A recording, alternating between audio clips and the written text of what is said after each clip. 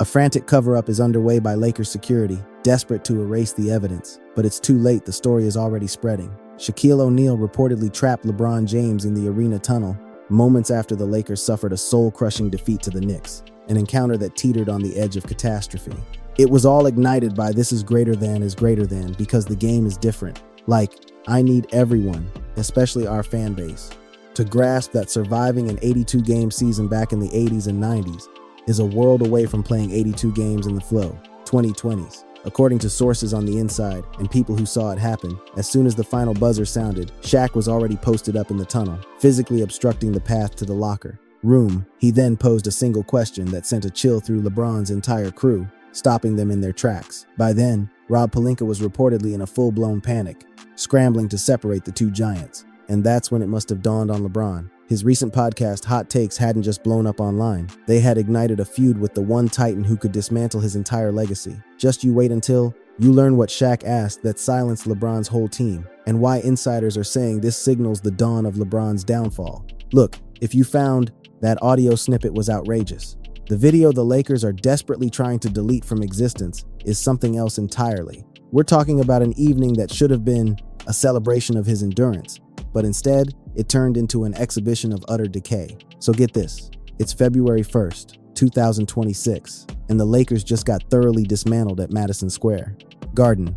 They went down 112-100, and to be frank, the score makes it look way closer than it was. OG Anunoby and Landry Shamet were running circles around the Lakers defense as if it were a practice session. Luka Doncic dropped 30 points, while LeBron managed a meager 22. And let me tell you, he looked all of his 41 years on that court. After the final horn, he was shuffling down the MSG corridor, likely already crafting the narrative for his next podcast episode, when he came face to face with an immovable object. Shaq was simply propped against the concrete wall.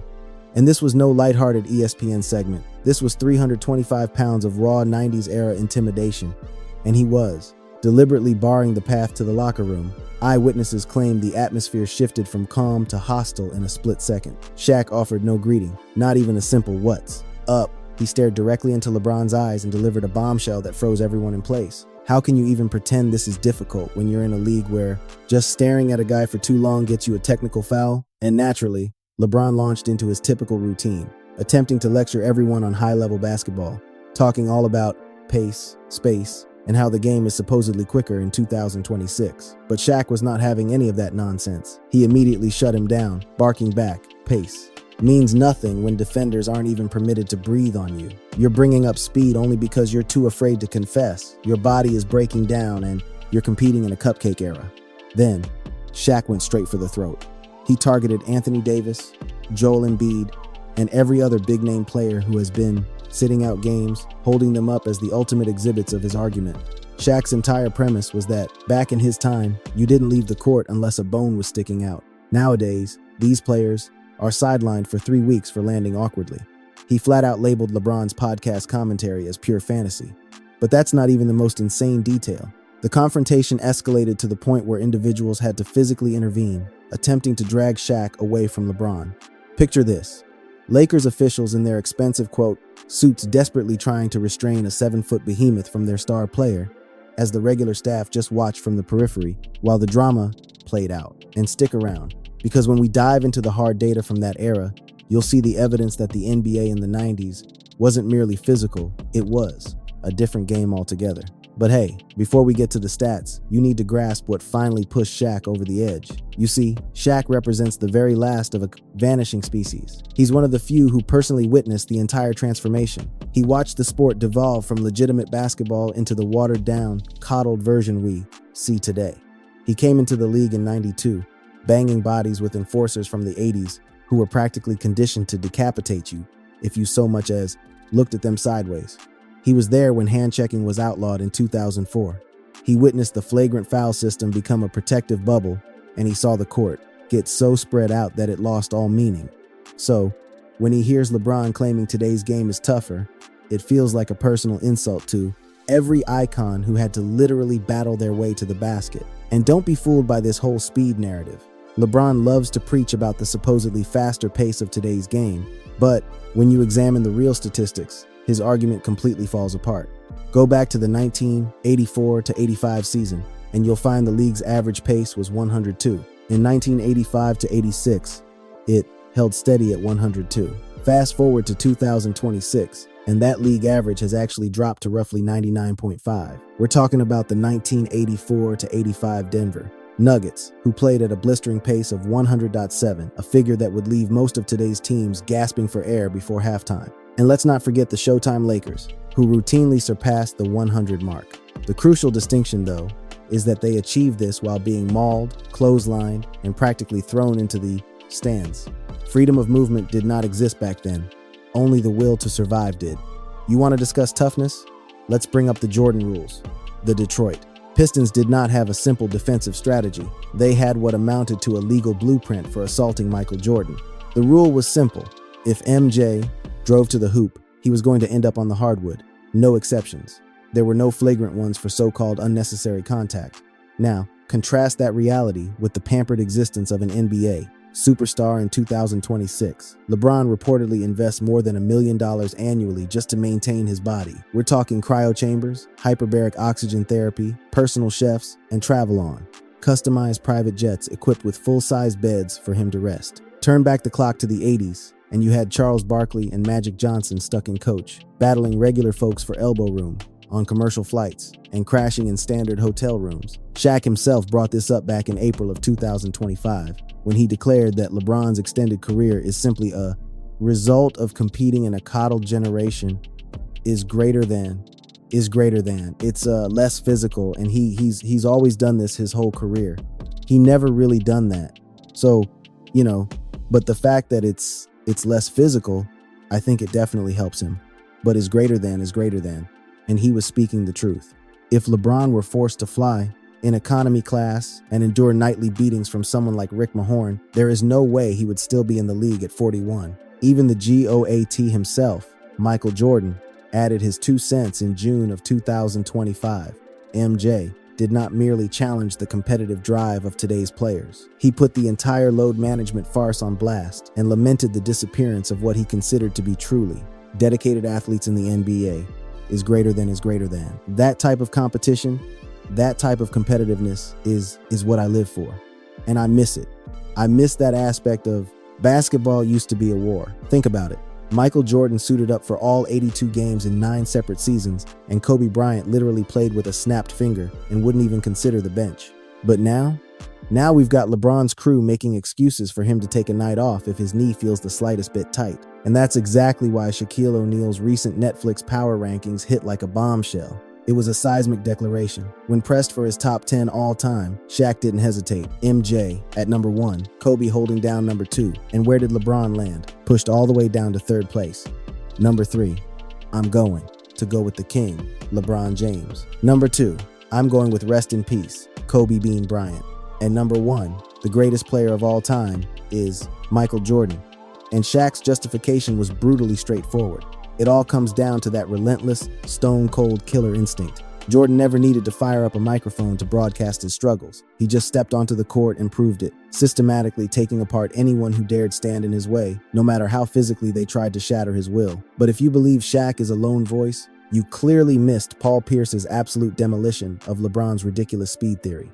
Because Pierce didn't just have a different opinion, he went completely scorched earth on him. But let's be real. The true reason Shaq finally snapped goes deeper than some self-serving podcast clip. It's because for the legends who laid the very foundation of this league, LeBron lacks the single attribute that $1 billion can't purchase: the power to inspire genuine terror. Shaq has been screaming this throughout 2025 and 2026. He flat out declared to the entire planet that nobody is actually afraid of LeBron. I didn't think players really feared LeBron like they did Jordan. I've never really heard any players say they fear LeBron, and that observation holds water, because when you face LeBron, you acknowledge the numbers on the box score, absolutely, but no one was ever up at night terrified. The thought process was never, oh no, LeBron's on the schedule tonight, my life is about to become a living hell. But when you faced off against MJ or Kobe, you understood. Their mission was to rip your heart out. The concern wasn't merely about losing the game. It was the sheer terror of being utterly humiliated and having your will shattered for the whole world to see. Now, just wrap your head around the league's devolution, from that gladiator mentality to the marshmallow soft, chummy podcast scene that defines today's game. You've got LeBron out here recording shows with guys like Tyrese Halliburton, cracking jokes and laughing it up as if they're roasting s'mores at a sleepaway camp. This is a complete 180 from the 90s, which is precisely why in Shaq's list, he made it crystal clear. MJ at number 1, Kobe at number 2, and LeBron trailing at number 3. Shaq was teammates with both of them, and he's telling us that if your life depended on one shot, you're dialing up the Mamba, not the 41-year-old who's more concerned with his public image and being Mr. Popular. And if you think the 90s were just a slower era, I dare you to rewatch the 1989 Pistons vs. Bulls series. Bill Laimbeer, Rick Mahorn, and Charles Oakley weren't just defending the basket. They were committing acts that bordered on felonious assault. Bill Laimbeer made it his personal mission to ensure Larry Bird limped off the floor with a new collection of bruises, and that was just considered normal, hard-nosed basketball in those days. But here's the kicker. Larry Bird would still be in the lineup the very next game, prepared to own the court all over again. If any of that went down in today's game, it would be an immediate ejection, plus a 3-game ban, guaranteed. You would imagine that by now, LeBron would have figured out when to just keep his mouth shut and show some damn respect for the pioneers who paved his way. But of course not. This guy had the sheer audacity to get on his podcast and claim that calf strains are the modern equivalent of high ankle sprains. I think when I first came into the league, Reese, some of the biggest concerns of injuries was like, a high ankle sprain. You were terrified of landing on someone's foot because you had 4 or 5 big bodies just clogging up the paint. I mean, the lane was packed with 4 or 5 guys. If you land on a guy's ankle, boom, a high ankle sprain, you're out 4 to 6 weeks. Now, that's not really you don't really see that as much now because the game is so wide open. It's so much pace. But now you see the new high ankle sprain is the calf. Like, the game is so fast today that these minor injuries are somehow just as devastating as what players endured in the 80s or 90s. Shaq practically had an aneurysm listening to that garbage, especially after a career where he was getting chopped down like a redwood tree. What about Isaiah Thomas? Does anyone remember what that man endured in the 1988 finals? Isaiah was out there competing on a single leg, literally dragging himself around with an ankle that had ballooned to the size of a cantaloupe, and he still managed to pour in 25 points in 1 quarter alone. But in LeBron's world, his era, with all the rest, days and billion-dollar budgets, is somehow tougher. Oh, and let's not forget his other go-to excuse, that the 80s in Bachelor of Arts was just 4 guys camping out in the lane, as if they were nothing more than unathletic statues. Well, Shaq found that one deeply offensive. You're talking about Hakeem, David Robinson, and a young, agile Shaq. These weren't plodding big men. They were apex predators. They were 7-footers who could sprint the length of the court and guard the rim with a ferocity that would make today's big guys look like timid schoolboys. In fact, Shaq was recently cornered by NBC News for his dream all-time starting 5. He went with MJ, Kobe, Karl Malone, Larry Bird, and Hakeem Olajuwon. So, if you had to do your all-time in Bachelor of Arts starting 5, do you have one? Kobe and Mike. Okay, that's the 1 and the 2. The 3, I gotta go with Bird. Okay, 4, I got to go with Malone. And 5, I got to go with Hakeem. He left somebody out. No, he completely omitted LeBron. He even excluded himself from the list. Yeah, that's the level of conviction we're talking about. When the interviewer pressed him about LeBron, Shaq didn't flinch for a second. The subtext was clear. If he's constructing a championship roster, he needs warriors, not personalities fretting over their podcast analytics. But if you think Shaq was the only veteran ready to explode over those sound bites, you clearly must have missed what I mentioned earlier about Paul Pierce's reaction. Because the truth didn't just offer a counterpoint. He essentially took LeBron's entire flimsy theory about speed and pace and ceremoniously dumped it in a dumpster fire live on air. Pierce jumped on his new podcast, No Fouls Given, and looked so agitated he seemed ready to leap right through the camera. He's on set with Danny Green, who is making a feeble attempt to defend the contemporary game, and Pierce just shut him down mid-thought. He erupts. LeBron is talking about speed, man. We played in the 2000s when you actually had to physically battle your way through a screen. Nowadays, you just switch assignments, take a mental nap, and call it sophisticated defense. Pierce's whole argument is that this speed LeBron is bragging about is an illusion, manufactured by officials who won't let you breathe on an opponent. Back in the old days, if you dared to sprint on a fast break without a plan, a monster like Ben Wallace or Kevin Garnett would have introduced your body to the basket stanchion. There was a brutal physical price of admission just to get the ball over the timeline. And look, you can't forget. Let's get the backstory straight. Because this isn't some washed-up player rambling. We're talking about a bitter rivalry between Pierce and LeBron that's been festering since the 2008 Eastern Conference semifinals, when they went toe-to-toe, dropping 40 points each in a legendary Game 7. Back then, the NBA had a spine, a remnant of that ferocious 90s warrior spirit. These guys would literally spit in each other's direction during the preseason. Pierce has never let it go that LeBron had to run to Miami and build a super team just to get past him. From Pierce's perspective, LeBron is pushing this fantasy that the game is tougher now, because it's the only excuse he has for why he can't hang with the young Bucks in 2026. And the more you hear it, the more you have to ask.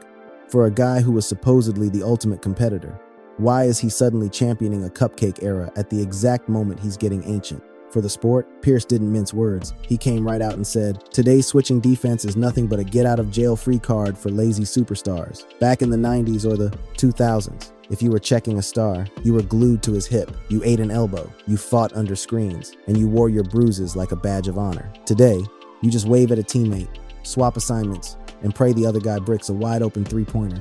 Is greater than. So many times I'm bruised up after the game. Oh, my shoulder hurts. Is greater than. It's definitely physical. Physical. Is greater than. It's hurting. Is greater than. So why were more guys playing 75 games a year back then? Is greater than. Because they were tougher. Is greater than. Well, now you're switching everything. Is greater than. And he capped off the whole segment by pretty much labeling the modern game a sterilized product. He told Danny Green to his face, the only reason anyone is dropping these ridiculous stat lines is because the league has hunted the enforcer into total extinction. You couldn't be a Charles Oakley or a Rick Mahorn today. They'd have you suspended for the entire season before Thanksgiving. But now for the detail that blows this whole thing wide open. On January 29th, for the first time in 21 years, an entire basketball generation, the NBA dropped all-star starters. And LeBron James's name was nowhere to be found.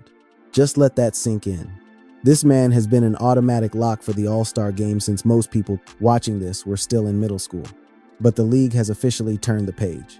Luka Doncic is the new king in LA. And the fans, the media, and the players all voted to put LeBron out to pasture. In the final results for the Western Conference frontcourt, he was an afterthought, tying for 9th place with the media, getting a pathetic 3 total votes, and landing at 9th in the overall rankings. 9th, that's not a snub, that's a public eviction. And, let's be real, nobody is interested in watching a 41-year-old clog up the lane anymore. This whole "it's harder now" narrative is the last desperate card he has left to play. Seriously, think about it. If the game is so much faster and more physical, as he claims, why do we have guys playing into their 40s? In the 90s, the league would chew you up and spit you out by age 33. You think anyone was lasting after playing 40 minutes of what was basically a nightly steel cage match? Hell no. LeBron playing this long isn't a testament to his greatness. It's proof he's coasting in a pillow-soft era where you can load manage your way into a 2-decade career. And you better believe Shaq smelled blood in the water the second it happened. When the Inside the NBA guys were picking reserves on January 29th, Shaq pointedly left LeBron completely off his list, but he did it with a backhanded compliment laced with poison. Is greater than. A few players that only been slowed down because of their age. I don't want to see the king coming off the bench. Is greater than. So you don't even want to see him at the game at all? Is greater than. No. Is greater than. Don't get it twisted. That wasn't respect. That was Shaq telling the entire world that the king is now a charity case, and he'd rather not witness the sad spectacle at all. Even Charles Barkley stopped pulling punches. Chuck dropped a bombshell, declaring LeBron is finished in LA, and predicting he's about to embark on a farewell tour right back where he started in Cleveland. Is greater than. Well, there's one thing I'm sure of. This is his last year with the Lakers. He's not going to play with the Lakers next year. I'd like to. I've always said I'd like to see him finish up in Cleveland. I'm not opposed to him getting traded to Cleveland this year. Is greater than. And suddenly, it all clicks into place. LeBron knew damn well those all-star results were about to detonate his brand, so he dropped that podcast as a preemptive PR strike. He had to pivot the narrative to him versus MJ before the entire world found out. that the league doesn't even consider him a top 5 player in his own conference anymore. And the most damning part for LeBron, the Laker gods themselves are siding with Shaq. Magic Johnson gave an interview back in September 2025 where he didn't even blink. He crowned MJ the GOAT because of sheer, ruthless dominance, not because of padded longevity stats. Is greater than. That's what make him a bad boy and the best that's ever done it. I don't get it twisted. I love LeBron, but is greater than Magic. Basically announced to everyone that just sticking around the league forever doesn't make you the greatest. It just makes you a long-tenured employee. For Shaq, being a Laker isn't a brand partnership or a scheme to move merchandise. It's a sacred creed. He's the man who delivered the last three-peat this league has ever witnessed, from 2000 to 2002. He remembers the blood and sweat it took to earn those rings. It wasn't about pace and space or recording podcasts with your buddies. It was 48 minutes of pure trench warfare against teams like the Spurs and the Kings, who were engineered for the sole purpose of stopping him. He had 7-footers, like Vlade Divac and Chris Webber, throwing haymakers at his ribs on every single trip down the floor. So when LeBron gets on a podcast and tries to sell this fiction that playing today is tougher because the game is supposedly faster, it's not just a bad opinion to Shaq. It's a direct insult to the entire history of the Lakers franchise. And frankly, the rest of the Laker family has had enough, too. On January 28th, 2026, 5-time champion Ron Harper, a guy who survived both the Jordan-era Bulls and the Shaq-Kobe Lakers, finally heard enough nonsense. He saw that clip of LeBron whining about calf strains being like high ankle sprains, and he didn't bother with an essay. He just dropped a 4-word post on X. These excuses is stupid. To be clear, Ron Harper is 62 years old and still radiates more enforcer energy than half the players in the league. Right now, he's looking at LeBron thinking, dude, I was 36, starting 80 games a season, and guarding the other team's best scorer without $1 billion training facility or a personal cryo chamber. For guys like Shaq and Harper, LeBron isn't just defending his era. He's trying to erase the brutal reality they actually endured, all so he can make his own extended career look like something more than it is. It's hitting a boiling point in Los Angeles because the fans who were raised on Magic's Showtime. You think the Showtime Lakers or Shaq in his prime give a damn about your soft tissue injuries? All they see is a 41-year-old far more invested in his podcast stats than his team's defensive ranking. But the most galling part of this public meltdown is the breathtaking hypocrisy of it all. For 2 decades, LeBron posed as the ultimate historian of the sport, lavishing praise on the icons whenever it served his chosen one marketing. The second the GOAT conversation gets uncomfortable, however, he rewrites history. All of a sudden, the era that forged MJ and Shaq wasn't more physical. It was supposedly just slower and less skilled. This is a classic defense mechanism from a fragile ego. LeBron knows that 2026 All-Star was no accident. It was a memo from the league that his era is over. So he scurries to his microphone to launch this pathetic preemptive strike. He's basically screaming, if I'm not dominating anymore, it's only because the game is so much more difficult than it ever was for Michael. But sorry, you don't get to have it both ways. You can't base your GOAT claim on longevity statistics, while tacitly admitting that the only reason for that longevity is the league becoming a glorified non-contact exhibition. If the 90s were so full of clumsy, unathletic players, then how come a so-called superhuman like LeBron took until 2026 to be exposed as not even good enough for a starting all-star spot? As of right now, LeBron has taken a flamethrower to his bridge with the pantheon of NBA legends. His slick little narrative trick backfired and only proved he isn't cut from the same cloth as the Titans who came before him. Keep the scoring title, LeBron. Have fun playing 25 years in a sanitized, bubble-wrapped league, but you'll never command the respect from the very Titans you just labeled as lesser. The battle line is officially drawn. So for everyone listening, it's time to choose. Do you stand with the enforcers of the 90s who literally bled for the game? Or do you kneel to the podcast king? The legends have already cast their votes, and their loyalty is with Shaq.